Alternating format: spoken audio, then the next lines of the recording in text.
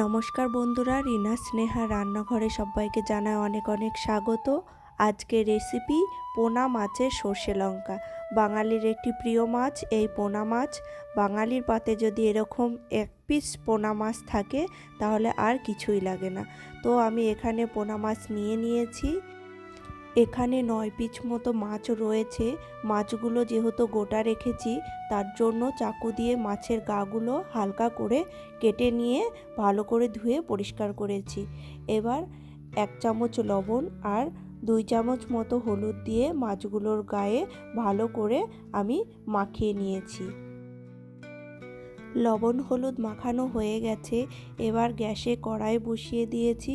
কড়াই গরম হয়ে এলে দিয়ে দেব হাফ কাপ মতো সর্ষের তেল। এবার এই তেলটা গরম হয়ে গেলে কড়াইয়ের চারিপাশে একটু খুন্তি দিয়ে ছড়িয়ে নিয়ে আমি মাছগুলো এক এক করে দিয়ে মাছগুলো আমি ভেজে নেব। প্রথম এক পিঠ ভাজা হয়ে গেলে মাছগুলো উল্টে দিয়ে আবারও এক পিঠ ভেজে নেব। মাছ ভাজা হয়ে গেছে। এবার মাছগুলো আমি তুলে নিলাম। আবারও যেই মাছগুলো ছিল সেই মাছগুলো কীরকমভাবে আমি ভেজে নেব। সব মাছগুলোই ভাজা হয়ে গেছে। এবার মাছগুলো আমি তুলে নিলাম।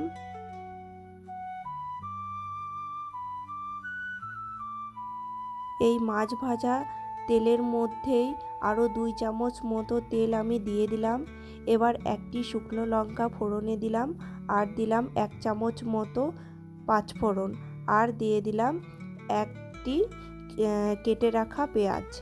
এবার পেঁয়াজটা ভাজা হয়ে এলে দিয়ে দেব এর মধ্যে আমি একটি টমেটো কুচি আর সামান্য একটু লবণ অ্যাড করব যাতে টমেটোটা তাড়াতাড়ি গলে যায়। এই টমেটোটা গলতে গলতে আমি একটি মশলা তৈরি করে নেব।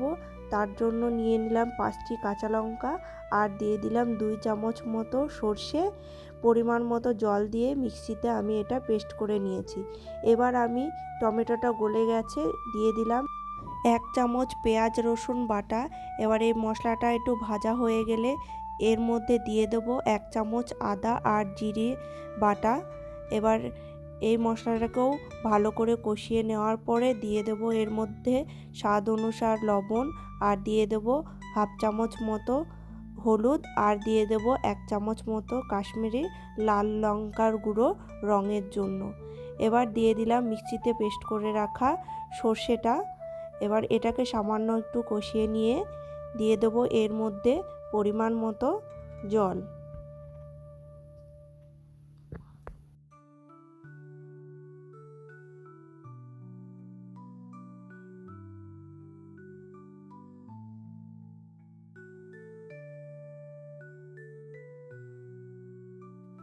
এখানে আমি 2 বাটি মতো জল ব্যবহার করেছি।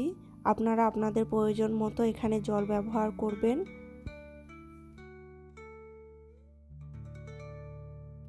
এবার 5 মিনিট মতো ফুটিয়ে নেওয়ার পর দিয়ে দেব এর মধ্যে ভেজে রাখা মাছগুলো।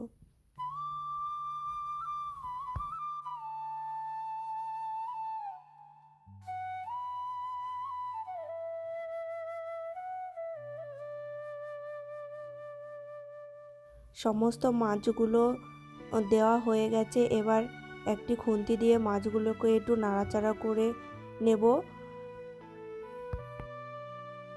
এবার ঝোলের মধ্যে মাছগুলোকে 5 থেকে 10 মিনিট ফুটিয়ে নেওয়ার পরে দিয়ে দেব 1 চামচ ধনেপাতা আর দিয়ে দেব হাফ চামচ মতো চিনি।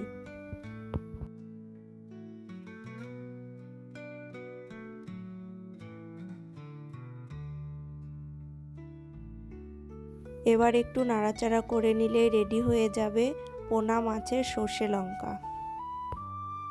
রেসিপিটা কেমন লেগেছে অবশ্যই কমেন্ট করে জানাবেন। এইভাবে বাড়িতে আপনারা রান্না করবেন, সবাই এই রেসিপিটা পছন্দ করবে।